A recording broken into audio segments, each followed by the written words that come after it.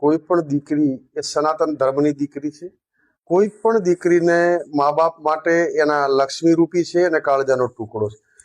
સમગ્ર ગુજરાતની સનાતન ધર્મની તમામ સંપ્રદાયો, તમામ ધર્મોની દીકરીઓ ને વિનંતી કરું કે મા બાપ તમને કોઈ દુખી ના કરે.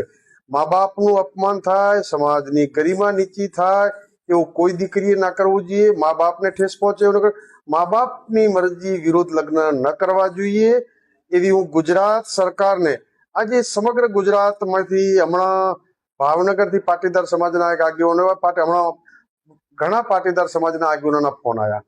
બીજા પણ જાગીરદાર રાજપૂત સમાજના રાજસ્થાનમાંથી ફોન આવ્યા કે અમે રબારી સમાજ અને જાગીરદાર સમાજ હંમેશા સાથે, અને જાગીરદાર સમાજને બેન દીકરીઓને તેડવા જવાની હોય કે જાગીરદાર સમાજના ઘરે જો કોઈ વિશ્વાસુ હોય તો રબારી સમાજ ઉપર પરંપરાઓ છે વિશ્વાસ કરતા હોય.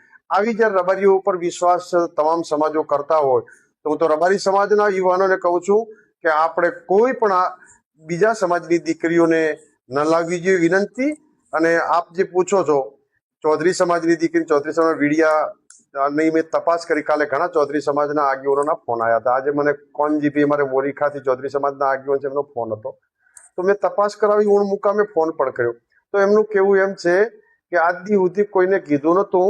એ દીકરીના બાપ 1.5 વર્ષ પહેલા દીકરી છોકરો લઈને આવ્યો ને છોકરો 2 થી 3 દીકરીઓ ભગાડી ગયો. ત્યાં રહેતો હતો ત્યારે એના બાપને પણ કીધું હતું કે આ છોકરો ખરાબ છે, ન રાખવો. પણ એ સમયે જો અમને રબારી સમાજના આગેવાનોને, અમારા રૂનીમાં પણ મજબૂત દેવશીભાઈ જેવા આગેવાનો છે, અમારા પટેલ સમાજમાંથી હરજીભાઈ ચૌધરી છે, બધા મજબૂત આગળ. એ ટાઈમે અમને કીધું હોત તો લાવી આપોત.